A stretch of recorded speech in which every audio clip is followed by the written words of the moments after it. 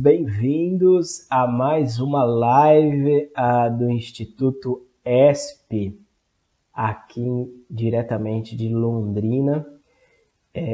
Hoje nós vamos ter a presença de Jorge Cesarino, né, aqui conversando com a gente a respeito desse tema fundamental, né, que é por que a psicanálise hoje, né? Sejam todos muito bem-vindos. Fran tá aí, Mariana Borges, Tiago, Annelise, Ana. Pessoal, da onde que vocês são? Vão comentando aí, né, da onde vocês são. Nós vamos esperar aí uns 2-3 minutinhos para abrir, porque nós temos muita gente interessada, muitas pessoas confirmaram, né? Nós tivemos aqui mais de 200 pessoas conversando com a gente, trocando com a gente.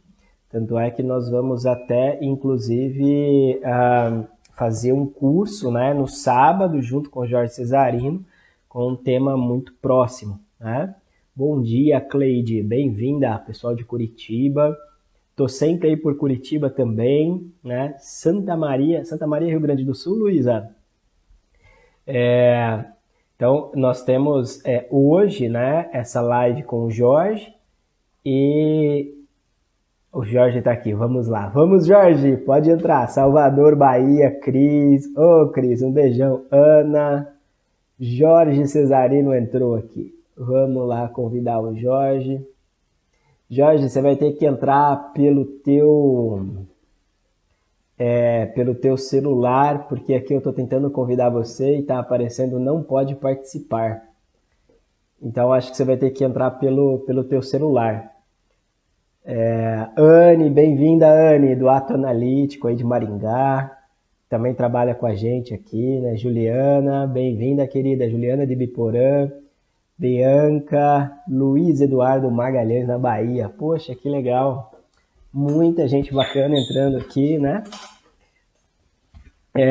Jorge, assim que você tiver no teu celular, você me avisa aqui pelo WhatsApp, que daí eu coloco você aqui, porque não tá dando aqui para eu incluir você na conversa, tá bom?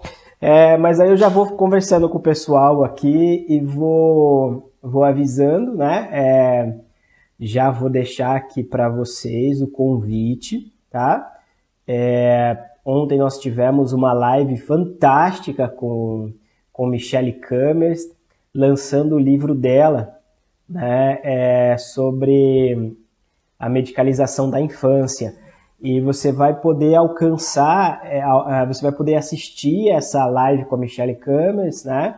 Junto com vários colegas ali que escreveram um livro com ela, no YouTube do Instituto ESP, tá? Então depois a gente vai colocar o link aqui. Olha lá, Anne, foi maravilhosa, a fala dela foi incrível, né? Eu até brinquei depois, falei assim, é só eu ficar quietinho, né? Que a coisa funciona, que é uma beleza. Eu vou fazer. Sábado em boa companhia. Beleza, Lucas, bem-vindo. Bem-vindo, Thaís. Olá, Jorge, bem-vindo. Como está, Marcos? Tudo jóia. Aqui tá frio, cara. Tá parecendo Curitiba. Aqui também. Hoje amanheceu 8 graus. 8 graus? Nossa. Tá bom assim? Aqui eu coloquei o meu ar-condicionado aqui na sala. No 22, tô até com calor aqui, eu devia estar uns 15 lá fora, mais ou menos. Então, vamos começar a trocar uma ideia aqui? Só para avisar o pessoal, sejam todos muito bem-vindos, vamos começar o diálogo, né? No sábado que vem, aí é um mini curso, né? Junto comigo e com o Jorge, que vai ter aí a parte teórica e uma apresentação de caso clínico, que eu estou preparando especialmente para o dia, né, que vai ser sábado que vem, das 9 ao meio-dia, com o tema Psicanálise, o desejo e a formação do analista, né?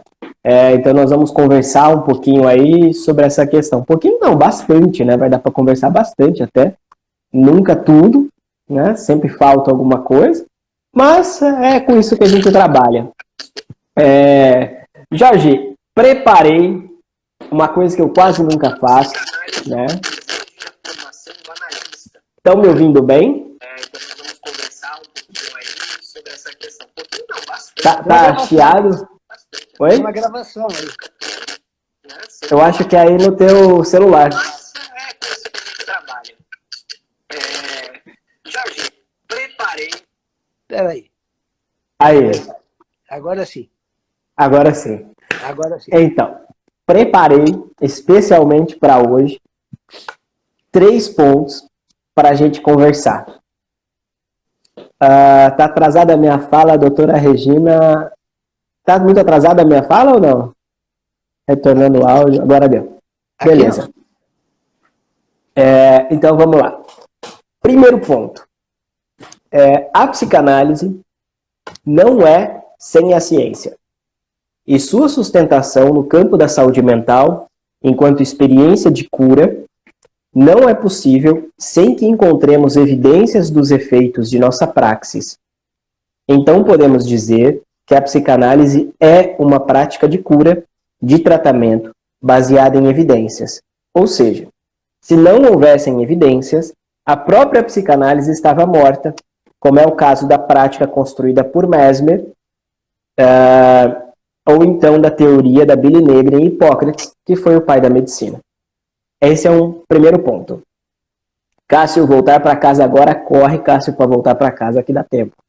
Segundo ponto, aqui trabalhar a psicanálise é sempre ir para bem longe de casa, né? Não dá para... E acho que a nossa conversa vai um pouquinho por aí também. Segundo ponto, a despeito dos efeitos terapêuticos positivos e negativos, né, que nós encontramos aí no percurso de análise, que são comprovados por exames de neuroimagens com biomarcadores específicos para cada quadro de psicopatologia, a psicanálise, desde seu nascimento com Freud, não se sustenta na produção e manutenção desses efeitos, mas antes na produção de alguma outra coisa, entre aspas, né, que Freud nomeou de analista. Esta outra coisa, Freud o encontrou meio que por acaso, não estava lá antes da própria experiência. Os efeitos terapêuticos perceptíveis, sensíveis, mensuráveis e observáveis não são o objetivo e a meta de uma análise, mas consequência de um trabalho que tem como foco, nas palavras de Lacan, em Do Tribe do Freud e o Desejo do Analista, produzir um analista. Tem um terceiro ponto. Não precisamos ir para todos, tá? A gente vai conversando aqui. Aí é o terceiro ponto e último. Em uma cultura que busca, na grande maioria das vezes, um ideal supostamente produzido por uma propaganda engendrada para objetivos de consumo, a psicanálise pode estar na berlinda de uma forma como nunca esteve. A gente sempre sabe que a psicanálise está sempre na berlinda, né? Que a psicanálise está sempre morrendo, que a psicanálise é igual Lázaro, né? A hora que acha que está morta, alguém tira ela, vem alguma coisa e levanta de novo. Bom, entregamos aos nossos pacientes não uma vida melhor, nem mais produtiva, nem mais rica, muito menos uma saúde que todos acreditam dever, e assento nesse dever, né, alcançar. Entregamos outra coisa que só se sabe quando se chega lá. Como sustentar essa prática do tratamento e cura do sujeito do inconsciente nos dias atuais? Essa é a questão, inclusive, que coloquei para Michelle Kammers ontem no bate-papo com ela. Vamos lá, Jorge. Esse texto, pessoal, eu vou colocar depois no meu Instagram, tá? E também vai estar no Instagram do ESP, tá bom? Então, sigam aí. Queres que eu comece ou você comece?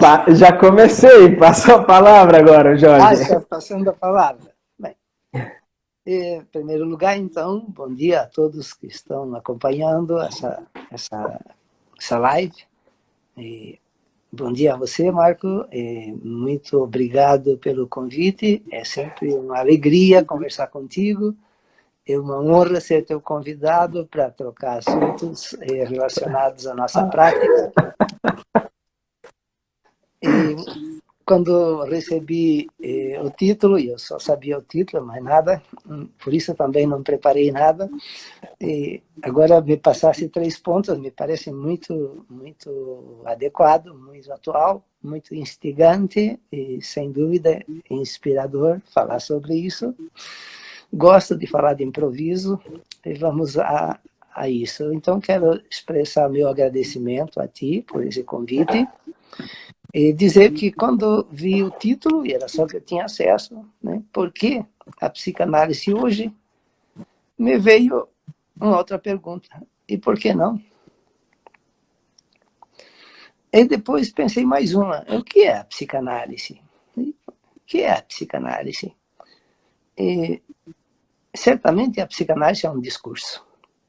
Né? Existe um discurso analítico. Né? Lacan, quando formulou os 4 discursos no seminário 17, disse que toda a fala humana pode ser organizada em 4 categorias. Né? Ele formulou numa lógica o discurso do mestre, o discurso universitário, o discurso histérico e o discurso analítico. Por aí podíamos pensar, bom, a psicanálise é um discurso.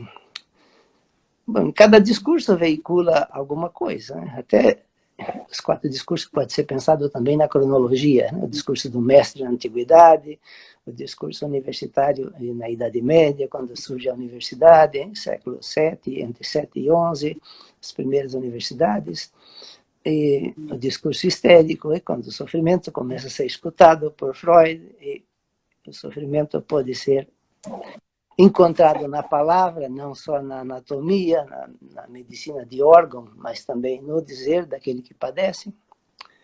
E o discurso analítico justamente como sendo uma operação da escuta, né? Uma operação sobre isso que se escuta. E, bom, aí hoje a pergunta, por que a psicanálise? Por que a psicanálise hoje? Por que não? Você disse, de vez em quando anunciam a morte da psicanálise e ela ressuscita. Não, ela não morre, nunca morreu, porque e nem ressuscita, porque não tem ressurreição. Da morte a psicanálise não sabe nada, portanto não tem nada a dizer sobre a morte, mas sim sobre a vida. Sobre a vida a psicanálise é uma pergunta. Uma pergunta. A psicanálise é só uma pergunta. Por isso também a psicanálise é uma ambiguidade, porque tem a psicanálise da prática clínica, que Lacan chamou de praxis, dizendo a psicanálise é uma praxis. E tem a psicanálise da teoria, né, da qual se fala por aí, se teoriza, né, dizemos que há uma psicanálise que está amplamente infiltrada nas ciências, né, nas ciências chamadas de humanas, nos vários campos do saber humano e científico. E por aí é sempre bom ter um pouco de cuidado com isso. Né? A psicanálise que Lacan disse, falando dos kleinianos, da psicologia do eu e da psicanálise da teoria dos objetos, né, das 3 escolas que tem dentro da IPA, Lacan disse 3 desvios de Freud. E Lacan, então, resgata em Freud a lâmina cortante da verdade, como ele diz, né, do significante, para dizer que a psicanálise é uma experiência do inconsciente. E uma experiência do inconsciente é porque ela passa a existir como uma experiência de Freud, uma experiência que inicia com a descoberta do inconsciente. E sempre a psicanálise inicia com a descoberta do inconsciente. Não há psicanálise onde não há experiência do inconsciente. Aí podemos dizer que há discursos psicanalíticos, no sentido de teorias, grandes teóricos falam da psicanálise e entremeiam com outros discursos, inclusive com a neurologia, com as neuroimagens, com a biologia celular, fazem com a antropologia, com as ideologias e fazem altos discursos teóricos sofisticados, interessantes, que servem para uma série de coisas. Todavia, não é a psicanálise. A psicanálise, como experiência do inconsciente, está como um discurso que sai da boca daquele que sabe do seu inconsciente. E o que é o inconsciente? O que é o inconsciente? O que é o inconsciente hoje? O inconsciente hoje é o corpo. O corpo e a palavra. Palavra e corpo é uma coisa só. Agora, em tempo de pandemia, a gente, no isolamento social, segue conduzindo análises com os dispositivos que a tecnologia nos oferece. Por quê? Porque por aí circula a palavra. Porque por aí circula a voz. E a voz é um pedaço do corpo. É uma parte do corpo. Então, a psicanálise é uma ciência? Lacan e Freud jamais saíram de dentro da ciência para operar com a psicanálise. É claro que foram além da fronteira da ciência, porque ali há um limite em que a ciência para e a psicanálise continua, mas não se afastando da ciência, não recusando conversar com a ciência, não deixando de interrogar a ciência. A psicanálise sempre está de frente para a ciência, interrogando a ciência, questionando a ciência, e por que não dizer, complementando a ciência. E isso que a psicanálise chama de real, para nós é fundamental. Todavia, não é o mesmo que o real da ciência. É fundamental para a ciência o real. E a verdadeira ciência é aquela que está atuando sobre o real, avançando pela via do simbólico e empurrando sempre um pouco mais para lá a fronteira do real, tornando possível o impossível, tornando simbólico o real. O real da ciência é assim. O nosso não. O nosso real é outro. É um real impossível do qual nós temos que nos haver. Nesse sentido, a psicanálise é um fracasso. A psicanálise é um fracasso. Lacan, no Triunfo da Religião, escreveu que a psicanálise fracassa. Ela nasceu de um fracasso e vive a fracassar. Fracassa. E quão é importante isso, né? É porque fracassa, não para de existir. Não para de existir porque trabalha com o fracasso. O fracasso da comunicação, o fracasso da linguagem, o fracasso da estrutura, o fracasso do gozo, o fracasso da vida. É isso que nós chamamos de sofrimento, de gozo no corpo, de padecimento, de angústia, de aflição, de interrogação. É isso que nós chamamos de inconsciente. Esse estranho em nós, esse desconhecido em nós, que faz com que nos perguntemos sobre o que estamos fazendo aqui. De onde eu vim? Para onde eu vou? Por que existo? O que faço comigo? Por que não estou bem onde estou? Por que não sei muito do que acontece comigo, do que se passa comigo? Porque até meu corpo é estranho para mim. Porque até meu corpo escapa do meu saber e do meu conhecimento e me surpreende, retorna para mim com coisas que estranho, traz para mim coisas que não sei. Meu corpo dói, meu corpo anuncia, meu corpo envelhece, meu corpo se cansa. Meu corpo é mais do que a imagem que tenho de mim mesmo e aí não alcanço. Inconsciente é isso que a gente não alcança e que retorna. Então temos aí duas concepções do inconsciente que é importante entender. Uma, o inconsciente como impossível de saber. Outra, aquilo que do inconsciente retorna, né, que são as formações do inconsciente. E disso podemos saber. E isso não tem tempo. Isso é um fenômeno da linguagem. Isso está na palavra. Né? Digamos, isso é da condição humana. Qual é a condição humana? O que quer dizer condição humana?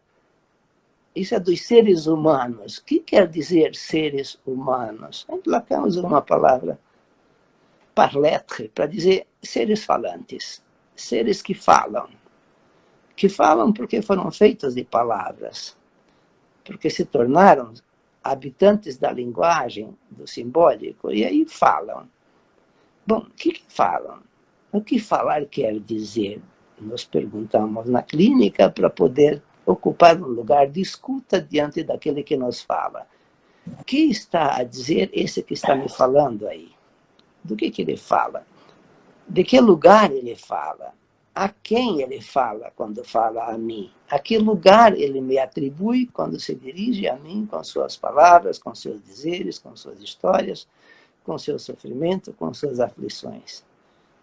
A psicanálise se caracteriza, então, por um modo de escuta, por um modo de relação com a palavra. Esse particular modo de relação com a palavra Freud chamou de transferência. E um determinado modo de fazer com que o inconsciente se atualize.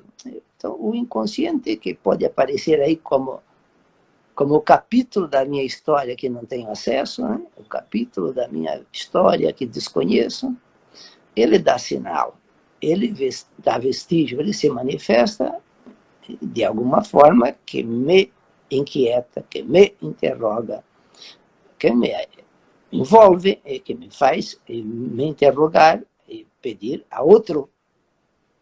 O inconsciente me leva a outro, então o inconsciente é outro. E Lacan escreveu assim, com O maiúsculo, o inconsciente é outro. Esse outro que me habita, esse outro que dá sinal de que fui feito de outro. Que o significante vem do campo do outro para me nomear, para me dar um ser. E o ser vem do outro. Como falta, como ausência, como significante. Essa falta em ser a gente preenche com sentido. E o que faz a existência humana, que chamamos de ser humano, é esse ser de sentido, que cria teoria para tudo, que cria explicação para tudo, né? Que cria o eu, o egoísmo, o narcisismo, a superioridade da espécie sobre todo no planeta, né? E, claro, o fracasso. Sempre o fracasso. Onde a psicanálise se coloca a contemplar o fracasso, a falar do fracasso, a ver o que dá para fazer com isso, desse fracasso. O que esse fracasso quer dizer de nós? Por isso o sintoma é um fracasso, ao mesmo tempo que é uma formação de compromisso, que é um arranjo para seguir adiante, né? Que é uma espécie de reação, né? Para sustentar a existência, suportar a vida e ir em frente. Ao mesmo tempo, esse aliado da vida é também um aliado da morte. Ele também representa o fracasso e o sujeito fica nesse pêndulo entre pulsão de vida e pulsão de morte, né? A pedir ajuda ao outro, e não há quem não esteja pedindo ajuda ao outro, por isso chamamos de relações sociais, ou vida em sociedade, para dizer como cada um está interdependente do outro. O sujeito da psicanálise é um sujeito interdependente do outro. E é em relação a essa interdependência que nós posicionamos a nossa clínica.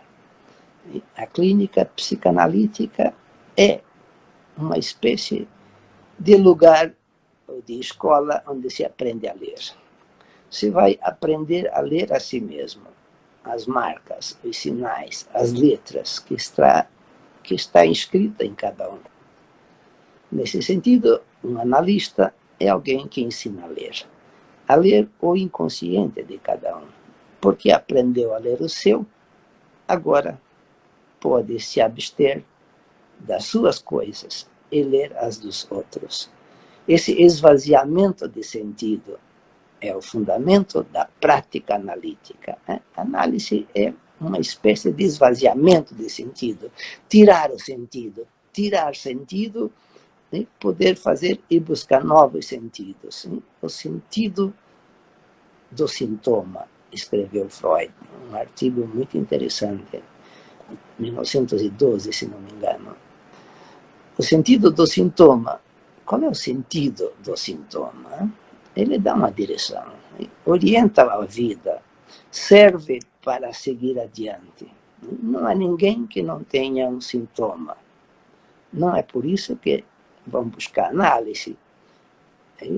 Às vezes vão buscar manutenção de sintoma. Temos aí as 1000 promessas de felicidade, as 1000 terapêuticas, as 1000 formas de investigar a neurologia, as neurociências, a biologia, e qualquer tipo de sofrimento, se vai buscar, se vai investigar, se desconfia da hereditariedade, disso ou daquilo, para quê? Para produzir um sentido. Não para obter uma cura, mas para obter um sentido. E se chama de sentido quando se pode modificar ou quando se pode justificar que algo está aí. É genético, é hereditário. Bom, agora se suporta. Não tem cura, tem tratamento. Bom, agora vamos fazer a manutenção do sintoma. Não tem cura, não tem. Isso se chama de ciência, todo esse conjunto de crenças, né, que está aí um pouco de magia, um pouco de verdade, um pouco de religião. A ciência não é uma coisa pura. Há muita crença dentro da ciência, né? Há muita dúvida. Por isso a ciência é diferente da religião. A religião trabalha com a certeza. Todos dizem amém, é dogmático, todos têm a mesma fé e ninguém duvida de nada. Na ciência não é assim. Na ciência se cria uma tese, uma antítese, uma coisa vale hoje, amanhã se descobre algo mais, se complementa, se duvida, se desmente, se descarta, se briga. No campo da ciência o pau fecha. As pesquisas, os fundamentos, sempre tem que buscar mais, a verdade é sempre parcial e, claro, isso torna a ciência importante, por isso chamamos de ciência, para estar ciente de algo, mas ao mesmo tempo é bom entender que muito dos praticantes da ciência, dos cientistas, é crença, é fé, se agarra no sentido, nisso que nós chamamos de neurose. Neurose é uma interdição da verdade, que por não poder ser alcançada sem muito esforço, ela é, digamos, racionalizada. A gente produz saber para pôr no lugar da verdade. E vamos produzindo saber para pôr no lugar da verdade. Por isso, entre a ciência e a verdade, ainda existe uma lacuna. Nem sempre a ciência diz a verdade, porque também para a ciência a verdade é algo que está além. Podemos dizer que, como a psicanálise, a ciência busca a verdade. Todavia, a ciência busca uma verdade universal. Por isso, toda prática científica visa o universal. Os neuróticos obsessivos, os sindrômicos do pânico, os fóbicos, incluem numa categoria universal. Enquanto que para nós a verdade é singular, e uma para cada um. Não podemos dizer os fóbicos, mas cada fobia, em cada um que padece dela, tem uma história única, uma razão única, uma causa única. E, porém, uma cura possível também única, nunca garantida pela psicanálise. A psicanálise é uma cura no sentido que os mineiros dão para a palavra cura, quando fazem queijo. É como um processo de transformação.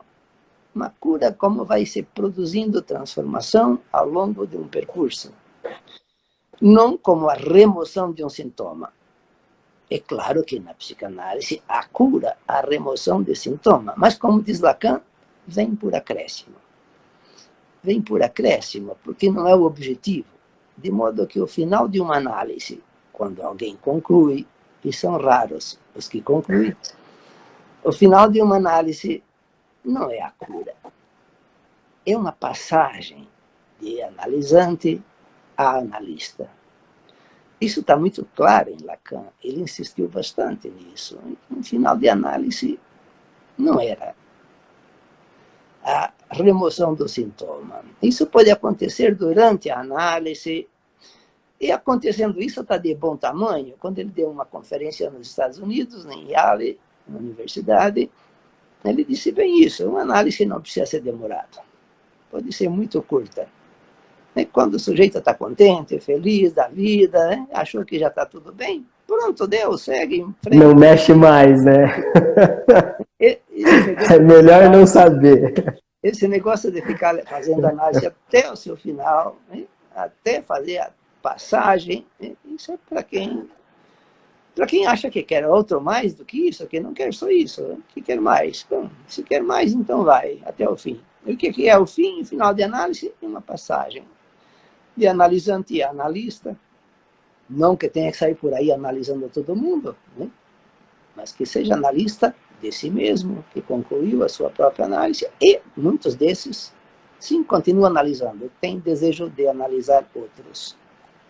E essa é uma diferença que Lacan fez, né? Quando foi expulso da IPA, né? Vocês sabem que Lacan foi leiloado, foi sacrificado, como ele disse, aos deuses obscuros da época dele, né? Que negociaram o Lacan para poder fazer a Sociedade Francesa de Psicanálise ser aceita pela IPA. Então ele foi expulso e teve que fundar a escola dele. E, bom, Lacan disse uma coisa interessante sobre sacrifício aos deuses. Podemos nos perguntar hoje, né, quem são os deuses obscuros a quem nos sacrificamos? O homem de hoje, né, sacrifica, oferece sacrifícios a que deuses obscuros? Né? Se mata por dinheiro, adoece por trabalho, né, por ideais. Essa é a tua pergunta, tua segunda pergunta, né, que falava, a terceira pergunta, né, que falava dos ideais, né? Os ideais de cura, ideal de felicidade, as terapêuticas que prometem o casal ideal, a trepada ideal, a saúde ideal, o sonho ideal, a sociedade ideal, o trabalho, a profissão, tudo ideal, né? Ao alcance dos ideais. Né? Esses ideais são verdadeiros deuses obscuros que exigem sacrifícios, né? Que para se alcançar, muitas vezes, se padece muito sem perceber, sem se perguntar para quê? Ou por quê? Como você colocou na sua introdução hoje. Por que a psicanálise hoje? Por quê? Vou deixar de falar um pouco, depois eu retomo de novo. Senão não, já falei. Eu esqueço de passar a palavra. Fico falando e aí não paro mais. Não, já falei o que tinha que falar, agora é com você. Eu posso continuar falando, então? Pode continuar. Bom, então, deixa eu continuar falando. Eu tinha pensado que essa frase que eu usei agora, dos deuses obscuros, pudesse merecer um pouco mais de consideração. Como é que é a pergunta que Lacan faz? Quais formas...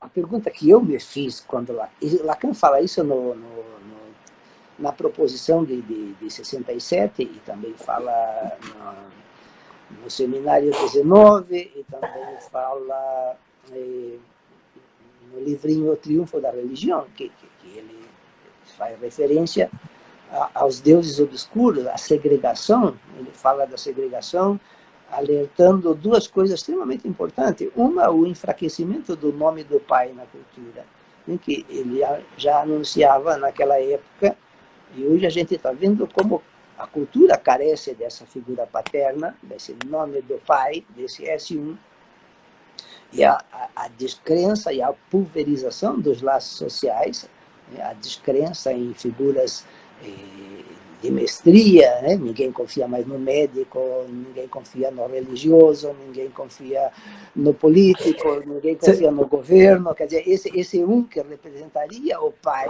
ele cai numa descrença, numa desvalorização, que não se pode mais confiar em nada, fica uma... Ias falar alguma coisa, Marco? Você sabe que até do Google estão duvidando agora, né? As pessoas, às vezes eu recebo paciente aqui fala alguma coisa e aí diz, porque eu procurei no Google e eu achei um monte de coisa, né? Então parece que até esse saber pulverizado... Porque eu não sabia que acreditavam no Google. Nossa, não acredito! Eu sempre duvidei do Google. Que estão duvidando do Google me parece bom sinal. Tá interessante, né? Isso me parece um bom sinal. Bom, Descartes já dizia que a única certeza era a dúvida, que era bom duvidar de tudo, ter a dúvida como certeza. Mas não é bem assim que Lacan coloca quando ele diz o enfraquecimento do nome do Pai. O enfraquecimento do nome do Pai também é o enfraquecimento da palavra. É o empobrecimento da palavra, é quando a palavra já não vale mais. A psicanálise é justamente o resgate da palavra, o resgate do valor da palavra. Aquele que vai falar a um analista sabe que ali a palavra dele vale. E saber que a palavra vale é necessariamente isso compromete. O tira da inocência. Um sujeito não é mais inocente quando ele tem um inconsciente.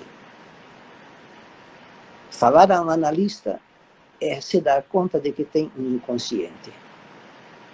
Chamamos de transferência esse encontro. Esse encontro, Freud chamou também de amor, para mostrar a verdade mais importante que a palavra veicula. Nesse sentido, a psicanálise é uma prática do amor. E é também uma cura pela via do amor. Na segunda-feira vou falar disso às 20h30, no outro... Com a Patrícia, né? A psicanálise, Freud diz, é uma cura através do amor. Para dizer o quê? Para dizer que é uma cura pela palavra. Mas não é qualquer palavra. Quando a palavra tem valor. E qual é o valor de uma palavra? Uma palavra veicula um sujeito. Há um sujeito na palavra. Por isso o analista pode fazer apontamento e apontar um sujeito aí. Um sujeito suposto. Supõe-se um sujeito na palavra. Aquele que está dizendo não sabe. Vai saber depois. Falar não necessariamente é saber o que está falando. E em análise começa a haver essa implicação do sujeito na sua fala. Ele, de falar, passa a ouvir, a se ouvir no que diz. E nesse se ouvir no que diz, é um voltar para casa. Então, a psicanálise já não leva mais para longe de casa, mas sim para voltar para casa. Né? Lá onde isso era, eu tenho que retornar. Isso é volta para casa, voltar para si mesmo, implica não se reencontrar. Nesse sentido, o inconsciente é também a verdadeira história de cada um. A verdadeira história que cada um tem que contar para si mesmo, porque está esquecida, porque está distorcida, porque está recalcada, porque está encoberta, porque está fragmentada, porque precisa ser restaurada, reparada, reconstruída. Lacan disse ressignificada. Esse campo da prática clínica é o único que eu gosto de falar. Não sou teórico. Não sei discorrer teoricamente sobre Deus e suas obras. Que pensar disso, daquilo, do ponto de vista da psicanálise? Não sei. O que você pode dizer como psicanalista? Nada. Um psicanalista não pode dizer nada. Só pode dar a palavra e escutar. E um a um. E se vai dizer alguma coisa, é para esse um que está falando. Não vale para multidões. Então, nesse sentido, a psicanálise é um discurso vazio. E não é uma teoria da orientação. Isso é a da psicologia. E não é uma teoria da adaptação social. É uma teoria da investigação. Freud diz, seja o que for que está te acontecendo, se queres saber, é possível chegar lá. É possível investigar até chegar lá. Lá onde? Onde está a causa? Qual é a causa? O que me causa? O que causa a angústia? O que causa o sofrimento? O que causa o desejo? São perguntas que a psicanálise coloca para aquele que vem falar. Ele vem trazido por um sofrimento e quer falar disso. Alguma coisa não está bem.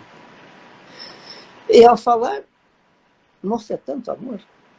Conta de amor, que sofre de amor, que quer amar, que não pode amar, que ama, que não é correspondido, que fracassa aqui, que fracassa ali. É sempre uma cura, é sempre uma passagem, é sempre uma história de amor. Então, um encontro com um analista é um encontro amoroso. Porque é o encontro do sujeito com o seu amor, com a sua vitalidade, com o seu desejo. Quando fala de amor, fala de desejo. Na neurose, amor e desejo estão sempre enlaçados. Porque é desde o desejo do outro que um ser humano aprende a amar. Digamos, é o desejo da mãe de cuidar desse filho, de amar esse filho, de atender esse filho, essa filha. É esse desejo da mãe que a faz falar, agir, cuidar. É por um bom tempo que faz. Porque esse dom, tudo isso que ela dá, esse dom que ela dá para esse filho, todo esse conjunto de coisas que passa de uma mãe para um filho, que faz um corpo, que faz um ser, e que faz um ser de amor, e faz um ser de desejo. Então, esse desejo que Lacan diz é desejo do outro, desejo do outro, em algum momento é subjetivado. O maracujá do vizinho, quando passa para o lado do meu quintal, se dá a fruta do lado de cá, daí já é meu. O desejo do outro, depois que me marca, já passa a ser meu desejo. Desejo, Hegel diz, desejo que o outro deseja. Na extensão do desejo do outro, desejo que o outro reconheça que eu desejo que ele deseja. E que reconhecendo o meu desejo, ele possa me valorizar. Então, o desejo e o reconhecimento do desejo é a mesma coisa. Se desejar o desejo do outro é também ser reconhecido pelo outro como ser de desejo. A psicanálise parte do princípio de que não há ser que não seja ser de desejo. A questão é como é que ele está relacionando-se com esse desejo que o habita, que está nele. E por aí podemos pensar as estruturas clínicas, como falam. O neurótico, o psicótico, o perverso, são modos, são posicionamento em relação a esse desejo. Cada um está posicionado em relação a esse desejo que o habita de maneira diferente. E aí, entre o desejo e o amor, há uma relação intrínseca, porque o desejo nasce do amor. E não há amor sem desejo. O amor sem desejo seria um amor morto. Não seria um amor ativo, que nós, quem fala no seminário 8, trabalhamos lá contigo, no Lalang. Um amor ativo, onde o amante é amado e o amado é amante, onde a falta circula entre os dois. Se um é só amante, outro é só amado, aí tem um amor morto. Eu estou em Arapongas ali dando um grupo de leitura e supervisão, né? E a gente está no texto do Treber de Freud, uma página e meia, não, acho que são umas 4 ou 5 páginas, mas nós demoramos 2 horas em uma página e meia justamente nesse ponto. O desejo do outro, né? Como que isso, como o Lacan joga isso, né? Em vários pontos, aí eu até brinquei, falei, olha, só isso aqui já dá um curso de pós-graduação, né, pra gente sacar, ver uma vez, 2 vezes, 3 vezes, não é enigmático, Lacan é muito claro aqui, né, não se trata de ser enigmático, mas se trata da gente reconhecer isso que é difícil, né. A psicanálise nasce de uma pergunta, mas ela busca a resposta, ela constrói evidência. Né? A palavra evidência que você usou é uma palavra bastante atual, bastante forte, bastante presente, mas ganha uma conotação ideológica e vai coisificando a palavra, e é preciso libertar a palavra dessas coisificações. Né? Há evidências para coisas muito diferentes. Né? O inconsciente é evidente, um ato falho é evidente, um lapso é evidente, um sintoma é evidente. Bom, mas são evidências. Há evidências e evidências. Falamos de evidência diferente quando falamos com as ciências, sobretudo com as neurociências. As evidências da neurociência são coisificação de sujeitos. Né? Holofraseá-los, capturá-los dentro de palavras, etiquetá-los, reduzi-los a sintoma, né? A sofrimento, a quadros, a entidades nosológicas, nosográficas. Né? É claro que aí é uma redução. Né? Aí pensamos a ciência como reducionista, toda vez que captura numa palavra, reduz a um conjunto de sinais um ser. E para a psicanálise, as evidências impedem que isso seja feito, que a verdade não cabe dentro de uma entidade nosográfica, que alguém não é psicótico, está psicótico. Não é esquizofrênico, está esquizofrênico. Não é neurótico, está neurótico. E o estado do ser e o ser não são a mesma coisa. E para a psicanálise, o ser é um vazio, uma falta, uma ausência, um buraco, uma pergunta, uma interrogação, uma ânsia, um desejo, uma aspiração. Desejo não é uma emoção, desejo não é um afeto, desejo é uma aspiração, um vazio, uma falta a ser, como diz o Lacan, para definir o ser falante, o ser humano. Um ser em falta. Esse ser em falta que vai sendo movimentado por uma falta, como diz Spinoza, essa falta que é a essência do homem, que o faz estar sempre inquieto, querendo algo, fazendo algo, criando algo, inventando algo, buscando o outro, fazendo com o outro, sendo com o outro. Aí estamos no campo da psicanálise, cada vez que nos diferenciamos dos objetos. A psicanálise fala de objetos, no plural, para dizer que um objeto funda esse vazio e que esse vazio é a condição da criação, da invenção dos objetos. E aí nós podemos produzir cultura diferente das outras espécies, fabricamos objetos, porque um objeto fundante dessa estrutura simbólica que nos determina é um objeto suposto, perdido. Freud chamou de das Ding, nunca existente. Todavia, acontecimento. Um acontecimento. É da ordem das Ding, é da ordem do acontecimento. Mas um acontecimento não é necessariamente uma evidência, mas há evidências de acontecimento. Então, chamamos de acontecimento cada encontro com o real. Chamamos de acontecimento cada encontro que dizemos encontro traumático. Né? Para dizer encontro marcante. Mas o que é marcante não é o acontecimento, é a resposta que se dá a ele. Trauma não é um acontecimento, é uma resposta que se dá a um acontecimento. E por aí a clínica da psicanálise se diferencia de muitas versões psicanalíticas que tem por aí, porque se faz muitas psicanálises também, né, conforme Psicanálises. O acontecimento se coloca como causa, né? A causa, você põe o acontecimento, você perde a causa analítica. Né? A causa na psicanálise fantasmática não é o acontecimento. Ah, o pai era alcoólatra, por isso o filho é assim. A família era violenta, por isso ele é assim. Não. Pode ter 3 irmãos numa família violenta. Um pode ser violento, porque a família era violenta. Outro pode nem lembrar que a família era violenta. Outro pode lembrar, sim, e muito, por isso mesmo se diferencia tanto a resposta de cada um ao acontecimento, que vai ser importante para nós na clínica, e não a coisa em si, como diz Kant. Então, há uma causalidade analítica, que é da ordem da determinação inconsciente. Né? Nesse sentido, todos somos determinados inconscientemente, saibamos ou não. Melhor que saibamos, então.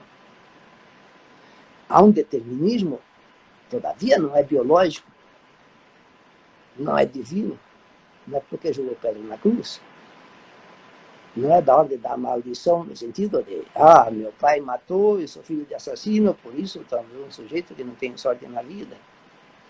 Não é dessa ordem o determinismo. Há uma causalidade psíquica que determina, e por aí se pode sim trabalhar e modificar muito. Dizemos, da tua condição de sujeito, só você é responsável, ninguém mais. E ser responsável quer dizer poder responder por isso. Poder responder por isso não é só dar a resposta, é também poder fazer todo um trabalho de mudança. É se apropriar da própria história, ser senhor dessa própria história e poder modificá-la naquilo que lhe convém. Dizemos fazer escolha. Se a psicanálise surge a partir da lei, né, se o desejo é aquilo que resulta de uma lei, e essa lei Freud chamou de castração, para dizer a importância desse outro que antecede a fundação da estrutura, esse outro que também chama o nome do pai, para dizê-lo simbolicamente. Esse desejo subjetivado já não tem mais outra lei, já não é mais determinado por nenhum outro, e sim por esse ser de desejo, esse homem de desejo que é cada um que pode dizer e reconhecer que tem um inconsciente, que tem um desejo próprio. Isso faz uma diferença muito importante para sair da condição de objeto numa sociedade de consumo que diz quem você é. Esse grande espelho onde você se vê no outro, que diz quem você é e que te determina desde fora, cria sintomas. Porque você não é desde fora só, no sentido desse mundo que te determina. Como é que é ser homem hoje? O que tem que fazer hoje? Um homem na minha idade hoje, o que tem que fazer para viver bem, para ser feliz? Uma mulher na minha idade hoje, o que ela tem que fazer? Quais são os ideais da época aos quais eu tenho que me identificar, que eu tenho que possuir, que eu tenho que... E sacrificar a vida a esses deuses obscuros, esses ideais obscuros, em nome de uma felicidade suposta, prometida e jamais alcançada.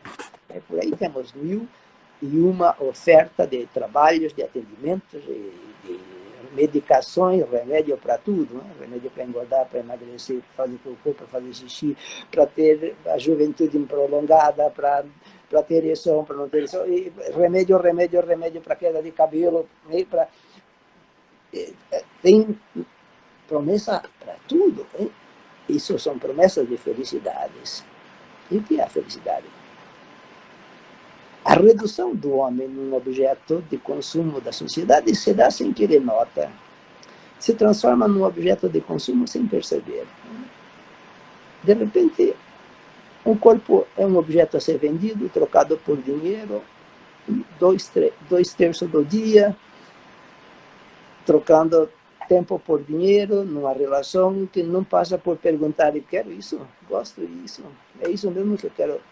Se consumir a si mesmo é se sacrificar aos deuses obscuros. É não saber por que está gastando a vida dessa maneira. Porque, às vezes, o sintoma, o sofrimento, a dor, a doença, vem aí como um ponto de interrogação, como uma interdição, e como uma castração. Bordar um limite. Acordar esse sujeito, fazer com que ele se pergunte, antes que a vida acabe, quer gastar todo o resto aí, quer se consumir nisso, ou quer fazer outra coisa além disso. O desejo inconsciente produz o próprio sofrimento do sujeito. O desejo, nós dizemos assim, a pulsão não é o instinto. A pulsão não é um instinto. O instinto está sempre de acordo com o que o sujeito vai fazendo. Se é que se pode dizer que um cachorro é um sujeito feliz da vida e bem resolvido. Os animais de cada espécie não têm nenhuma interrogação, eles seguem um determinismo da espécie e ponto. Não é assim com o ser humano. O ser humano volta-se para si mesmo, dividido, desacordado, em desacordo com ele próprio, em conflito consigo mesmo, se perguntando, se interrogando sobre o que é isso que tem em si, que anseia, que deseja, que falta, que quer, que não está bem. Né? Eu acho que isso que disse, né, desacordado, talvez seja esse o ponto que a psicanálise produz, né? De repente, se vê dormindo durante uma vida inteira, né, e o analista, com uma intervenção, como um despertador, fala, acorda que, né, que a água está passando, tu precisa, né, vamos lá. Quer continuar dormindo, a gente para por aqui. Agora quer acordar, né, vamos trabalhar. Quem está dormindo, a gente deixa dormir. não se acorda. Não acorda aqui. Quem está acordando que a gente pergunta, o que vai fazer? O que vai fazer hoje, né? Jorge, estamos caminhando... Está acordando por quê? E o que acorda? A dor acorda, a angústia acorda. Né? Quando alguém diz, doutor, não aguento mais a minha vida. Está acordando. Tu sabe que... Não quero mais essa vida. Não quero, assim não dou mais conta. Eu sempre digo, quando um sujeito tem um sofrimento, está tudo bem. Todo mundo tem. Não tem nada demais. Quando ele tem um sofrimento e ele não dá conta de aguentar esse sofrimento, ele pede ajuda para alguém. Na análise é assim também. Aquele que vem até nós, ele não vem porque tem um sofrimento. Ele vem porque ele tem um sofrimento e quer que alguém o ajude. E por acaso esse alguém, ele já escolheu que é você. Ele vai ao teu consultório e diz, eu vim aqui para que você me ajude a resolver um determinado sofrimento. Bom, esse é o começo de um despertar. Isso, seja lá o que for, que o faz sofrer. Às vezes é uma doença no corpo, dor de órgão que dói a carne.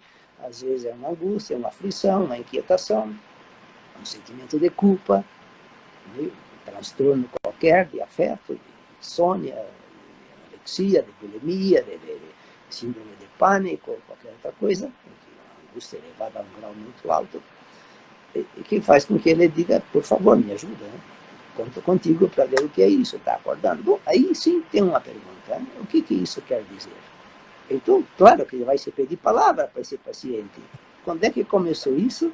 E o que dá para fazer com isso? E aí a estratégia, a política, a estratégia e a tática das direções de cura.